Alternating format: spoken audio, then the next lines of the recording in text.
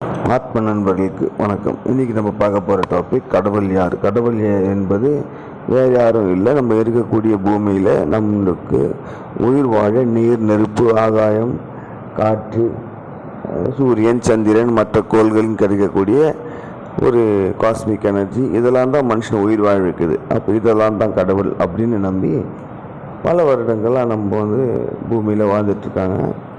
அப்போது இதன் அடிப்படையில் தான் எல்லாம் வணங்கி நம்ம விவசாயத்தை பார்க்குறதும் அன்றாட உணவுக்காக அக்ரிகல்ச்சர் பண்ணிகிட்டு இருந்தாங்க. அப்போது இதுதான் மெயின் கான்செப்டாக இருந்தது. இதை பேஸ் பண்ணி தான் கேரளா மாவேலிக்கரால் சிவனுக்குன்னு ஒரு கோயில் இருக்குது. அந்த கோயிலில் லிங்க வடிவம் வழிபாடு இல்லை, அவருக்கு உருவ வழிபாடு இல்லை. அங்கே ஒரு இயற்கை தான் இருக்கும். மரங்களையும் காற்றையும் சூரியனையும் எல்லாத்தையும் சேர்த்து தான் வணங்குவாங்க. இயற்கையாக கடவுள்னு சொல்லி வணங்குவாங்க. ஒரு வித்தியாசமான அனுபவமாக இருந்தது அது. அப்போ இயற்கை தான் கடவுளா அப்படின்னா அதுக்கு அடுத்த கட்டமாக ஒரு தேடுதலானது மனிதனுக்கு ஏற்பட்டது. சரி, இயற்கை மட்டும்தான் கடவுள்னா அப்போ இந்த பிரபஞ்சம் முழுவதும் இயற்கை தான் பரவி இருக்கா?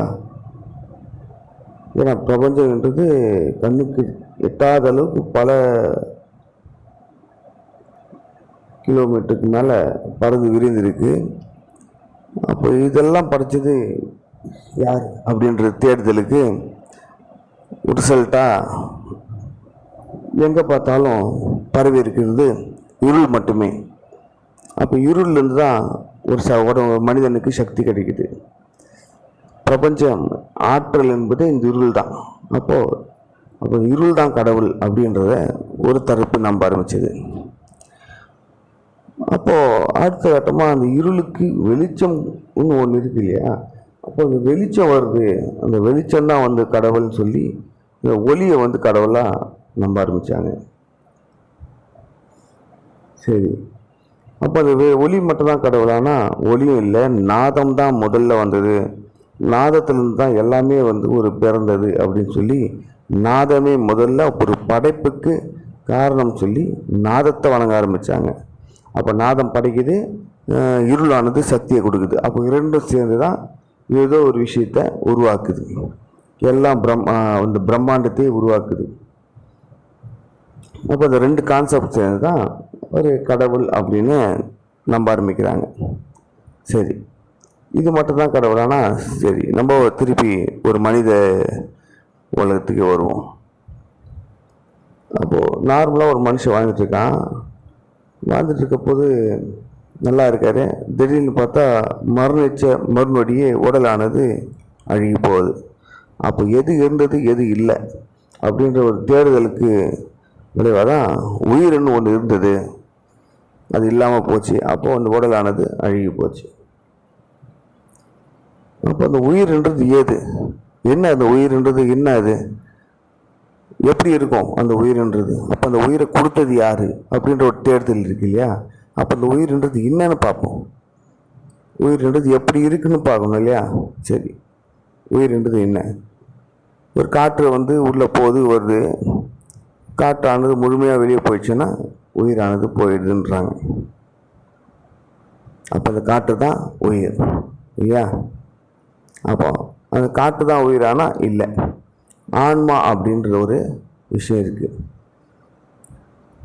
இந்த நாதம் அப்படின்னு சொன்னேன் இல்லையா, இந்த சக்தி நிலையம் அப்படின்னு சொன்னேன் இல்லையா, இது இரண்டும் சேர்ந்து தான் ஒரு உயிராக ஒரு மனிதருக்குள்ளேயும் மிருகங்களுக்குள்ளேயும் இருக்குது. இது ரெண்டும் சேர்ந்து தான் ஒரு மனிதனுக்கு உயிர் வாழ எல்லா விஷயங்களும் தருது. இது எப்படி நம்புறது? நம்புறதுக்கு கடினமான விஷயந்தான். சரி, அப்போது இது இருக்கும் இடம் தான் எங்கே, அதை கூட விட்டுருவோம். இது இருக்குன்னு எப்படி நம்புறது அப்படின்னா, இப்போது ரீசெண்டாக சயின்டிஸ்டெல்லாம் ஒரு ஆராய்ச்சி பண்ணாங்க. மைன்யூட்டாக ஒரு எந்த விஷயம் ஒரு மனிதன் கடைசி தருவாயில் இருக்கும்போது அவர் ஒரு கிளாஸ் இதில் லாக் பண்ணிவிட்டு அவர் என்ன இல்லை அவராண்டுன்னு பார்க்கறதுக்காக இது பண்ணாங்க. அப்புறம் இந்த வெயிட்டேஜையும் மெஷர் பண்ணிகிட்டே இருந்தாங்க. அவர் போன அதாவது உயிர் விட்ட மறுநொடியே அங்கே வந்து ஒரு மில்லி செகண்ட் அளவில் ஏதோ ஒரு மாற்றம் நடக்குது. அவர் வெயிட்லேயே வந்து சின்ன மாற்றம் நடக்குது. அப்போ அந்த சின்ன மாற்றம் வந்து எதுனா வந்து அதுதான் உயிர். உயிர் என்பது ஒரு ஒளி வடிவாக வெளியே போயிடுச்சு. ஒரு ஒயிட் சோர்ஸ் சார்ந்து வெளியே போன மாதிரி அவங்க ஃபீல் பண்ணாங்க, எல்லாமே பார்த்தாங்க அப்படின்றது அவங்க சொல்கிறாங்க. அப்போ அந்த ஒளின்றது தான் வந்து கடவுள் அப்படின்னு சொல்கிறாங்க. அப்போ ஒளினா ஒளி மட்டும் இல்லை, ஒளியில் அந்த ஒரு இருளும் அடங்கியிருக்கு, ஒளியும் அடங்கியிருக்கு, நாதமும் அடங்கியிருக்கு. இது எல்லாம் சேர்ந்து தான் ஒரு ஒளியாக புறப்பட்டு போச்சு அப்படின்றத சொல்கிறாங்க. சரி, அப்போ இது மட்டும்தான் வந்து அப்போ அந்த ஒளி தான் வந்து கடவுள் அப்படின்றத, நாதம் தான் கடவுள், அப்போ அந்த இருள் தான் கடவுள் அப்படின்றத ஏற்றுக்கலாமா அப்படின்னா அதையும் வந்து சித்தர்கள் மறுக்கிறாங்க. இது மட்டும் கடவுள் இல்லை. அப்போ வந்து ஒரு மனிதன் சரி வேணாம், இப்போ வந்து ஜீசஸ் என்ன சொல்கிறான்னு பார்ப்போம். நான் தான் கடவுள் அப்படின்னு சொல்கிறாரு. கிருஷ்ண பரமாத்மா என்ன சொல்கிறான்னு பார்ப்போம். நான் தான் கடவுள். சரி, அகோரிகள் தான் என்ன சொல்கிறான்னு பார்ப்போம். நான் தான் கடவுள். இவங்கெல்லாம் ஏன் சொல்கிறாங்க அப்படி? இவங்க எல்லாமே பிரம்மத்தை உணர்ந்தவர்கள். இவங்க எல்லாமே வந்து எல்லாத்தையும் கண்ட்ரோல் பண்ணக்கூடிய சக்தியை வச்சுருந்தாங்க. இவங்க நினச்சதை நடக்க வைக்கக்கூடிய ஆற்றல் இவங்களால இருக்குது. அப்படின்றப்போ அவங்களுக்கு தெரியும், நம்ம தான் அந்த உலகத்தை கிரியேட் பண்ணுறோம், நம்ம எண்ணங்கள் தான் நம்ம உலகத்தை கிரியேட் பண்ணுது. எண்ணங்கள் அற்ற நிலையத்தில் நம்ம பார்த்தோம்னா உலகமே இல்லை. எண்ணங்களோடு தான் இந்த உலகம் வந்து மூவ் ஆகிட்டு இருக்கு. நம்ம என்ன நினச்சாலும் அதான் நடக்குது. அப்போது நாம் தான் கடவுள். அப்போது எந்த எண்ணங்கள் இல்லாத ஒரு நொடியில் வந்து நீங்கள் இருக்க மாட்டீங்க, இந்த பூமியும் இருக்காது. மறுநொடி அந்த பூமி எதுவுமே எல்லாமே போயிடும். அதனால தான் இதை மாய உலகம் சொல்கிறாங்க. இந்த உலகத்தை வந்து என்ன சொல்கிறாங்க, இது வந்து ஒரு பிரம்மையில் வாழ்ந்துட்டுருக்குன்னு சொல்கிறாங்க. ஏன்னா எப்போ நீங்கள் இந்த பிரம்மையிலேருந்து வெளிப்படுவீங்களோ அடுத்த நொடியே உங்களுக்கு தெரிய வரும், இது எல்லாமே மாயை, இது எல்லாமே ஒரு பொய்யான உலகத்தில் தான் இருக்கும். அப்போ இது எல்லாமே வந்து நம்மளோட எண்ணங்கள் தான் நம்மளை வந்து இவ்வளோ நாள் வந்து வாழ வச்சிட்ருக்கு. இதெல்லாம் எப்படிப்பா நம்புறதுன்னா, இதைத்தான் நம்புறதுக்கு ஒரே வழி தியான மார்க்கம். தியான மார்க்கத்தில் போனால் தான் நம்ம வந்து நாம் தான் கடவுள் என்ற விஷயத்தை நம்ப முடியும். அதுக்கு தான் வந்து கடவுள் வந்து நாம் தான் கடவுள் அப்படின்னு சொன்னப்போ அவங்கள ஒரு மதமாக மாற்றிட்டாங்க. ஆனால் அவங்க சொல்ல ஒரு விஷயத்தையே புரிஞ்சிக்க மாட்டாங்க. நான் கடவுள்னு சொல்கிறாரு, ஆனால் அவர் பூமியில் பிறந்திருக்காரு, கிருஷ்ண பரமாத்மா பிறந்திருக்காரு, அகோரிகள் பிறந்திருக்காங்க.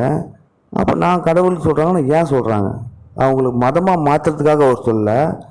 அப்போ அவங்க சொல்கிறாங்க இல்லையா, அதுக்காக சொல்கிறாங்கன்ற ஒரு ஆழ்ந்த ஒரு தேடுதலுக்கு பின்ன தான் வந்து விஷயங்கள் தெரிய வரும். அந்த ஆழ்ந்த தேடுதல், அவங்க சொல்லக்கூடிய கருத்துக்கள் எல்லாமே வந்து நான் என் கற்பனைகளில் உருவாக்கியது தான் உலகம் அப்படின்றது தான் அவங்க சொல்லக்கூடிய முடிவு. அதனால் நீங்களும் தியானம் செய்யுங்க, உங்களை உணர்ந்துங்க. உங்களை உணர்ந்த முழுமையாக உணர்ந்த மறுநொடியே நீங்கள் தான் கடவுள் என்பது தெரிய வரும். நன்றி.